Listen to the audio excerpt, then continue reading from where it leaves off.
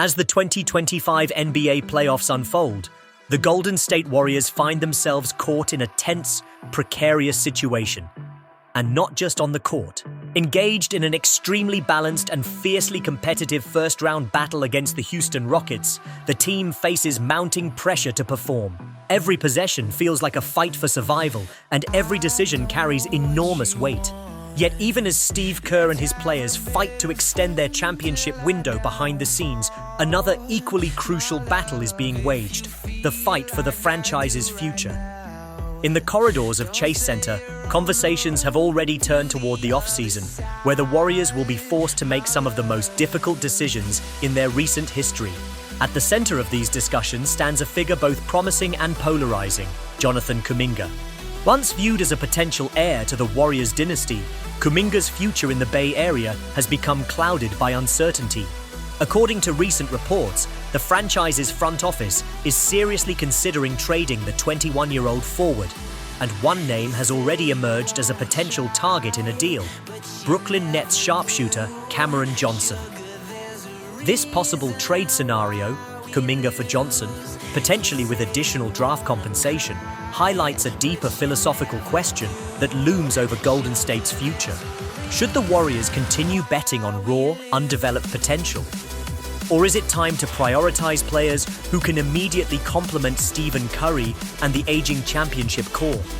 It's not just a matter of roster construction.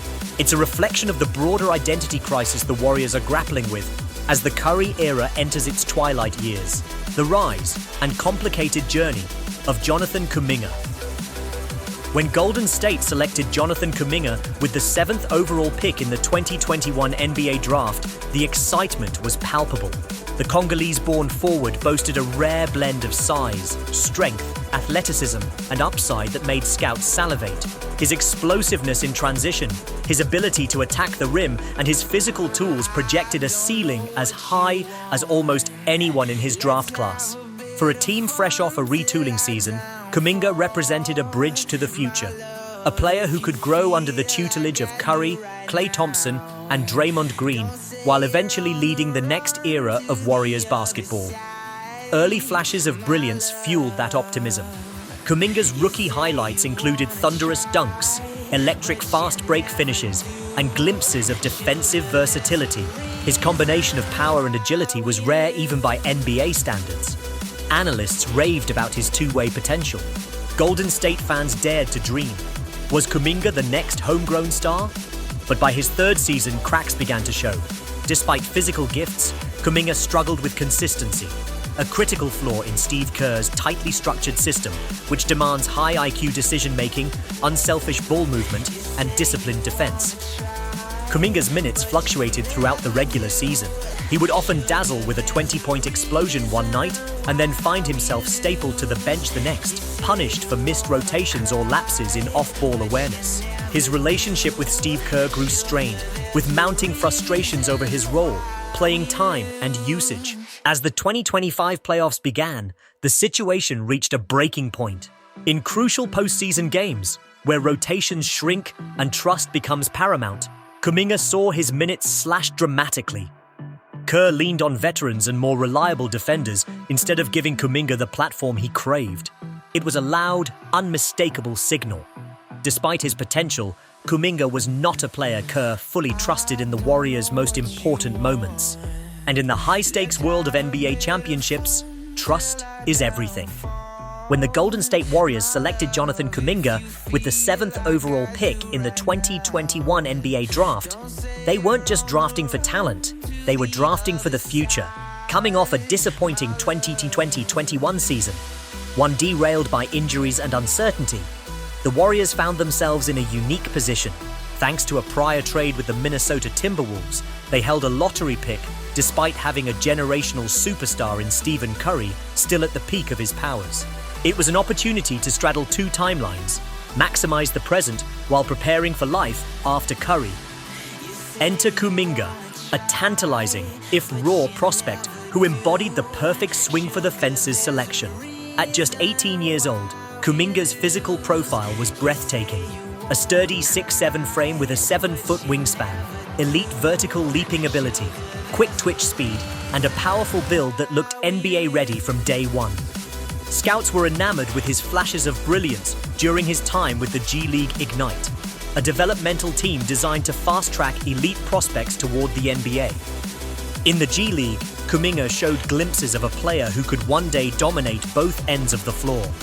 He slashed to the basket with force. He disrupted passing lanes with his length. He rebounded above the rim. His raw tools sparked comparisons to young Kawhi Leonard, or even a less polished version of a young Giannis Antetokounmpo. But there were concerns too. His jump shot was streaky. His decision-making was erratic. His motor occasionally ran hot and cold. He was, by every measure, a project. The Warriors believed in the project. In his rookie season, Kuminga showed exactly why the franchise and its fans were so excited. He delivered jaw-dropping highlights, high-flying dunks that shook arenas, swarming defensive plays where he flashed elite lateral mobility, and explosive scoring nights where he looked absolutely unguardable in transition. There were nights where Kuminga's sheer athleticism seemed overwhelming even to veteran defenders. In games where the Warriors needed energy or physicality, Kuminga often answered the call. His ability to guard bigger wings and switch across multiple positions gave Kerr flexibility the roster otherwise lacked. His potential as a two-way wrecking ball seemed limitless. And yet, even amid the flashes, a pattern emerged, one that would define his early career: consistency or the lack thereof. Steve Kerr's offense, a symphony of off-ball movement, precise timing, and high IQ reads, was built for players like Curry, Thompson, and Green. It demanded patience, spatial awareness, and trust. Kuminga, a player whose instincts leaned toward isolation and improvisation, often clashed with the system's rigidity. There would be games where Kuminga scored 18 points in 20 minutes, dominating physically and energizing the team. Then, just as suddenly, there would be nights where he barely saw the floor, benched for missing a critical rotation or freelancing on offense. Kerr's leash was short, and as the Warriors chased seeding in the ultra-competitive Western Conference, patience wore thin. Behind the scenes, frustration simmered. Reports surfaced about Kuminga's displeasure with his role. He believed he had earned more opportunities, more trust. From his perspective, the mistakes he made were no worse than those of the veterans, yet the consequences were far harsher. But even with his development, Kerr remained reluctant to fully trust him in playoff moments, where the margin for error shrinks and every possession can swing a series. In the playoffs, Kuminga often found himself watching from the bench during crunch time, replaced by players Kerr deemed more reliable, even if they were less explosive. By the time the 2025 postseason arrived, the pattern was impossible to ignore. In Game 1 against the Houston Rockets, Kuminga played just 12 minutes. In Game 2, a must-win situation, he saw only spot duty, substituted in when matchups dictated and pulled the moment a mistake was made. The writing was on the wall. No matter how talented, Kuminga had not earned the full trust of the Warriors' coaching staff when it mattered most. This, perhaps more than any statistical measure, revealed the heart of the dilemma. Jonathan Kuminga was no longer just a high-upside young player. He was now a fourth-year pro who still struggled to fit seamlessly into the Warriors' championship machine. And with contract extension talks looming, talks that could see Kuminga command upwards of $25 million annually, the Warriors faced a brutal truth. Could they afford to keep investing in potential at the cost of present-day reliability? And more importantly, if the coaching staff still didn't trust Kuminga now, after 4 seasons of development, would they ever? The Warriors needed to decide. Fast. Because in the NBA, windows close quicker than anyone expects. In the modern NBA, talent is never the only consideration. Fit, timeline, culture, and most importantly, money, all weigh just as heavily when shaping a roster. And for the Golden State Warriors, the question surrounding Jonathan Kuminga wasn't just about potential anymore. It was about economics. Brutal, unflinching economics. With the NBA's new collective bargaining agreement, CBA, reshaping the landscape, the Warriors, like every contender, faced harsh penalties for overspending. The league's introduction of the first and second tax aprons had turned luxury into a liability. For teams crossing the second apron threshold, flexibility vanished. No mid-level exceptions, no sign-and trades, no ability to aggregate salaries for trades. Building and adjusting a roster became suffocatingly difficult. Golden State, with the highest payroll in NBA history just a season prior, knew this reality intimately. They had already made painful decisions to stay under or near the aprons, letting go of valuable role players, hesitating on free agency splashes, trimming salary at the margins. Ownership, even with their deep pockets, understood they could no longer simply buy their way out of mistakes. Every dollar had to be justified, and this made Kuminga's situation precarious. Heading into the 2025 offseason, Kuminga was eligible for a rookie-scale contract extension. Given his flashes of brilliance and tantalizing potential, it was expected that he would command something in the ballpark of 4 years, $100 million, roughly $25 million per year. In a vacuum, this might seem reasonable. A 22-year-old wing with elite athleticism, defensive versatility, and an improving offensive game.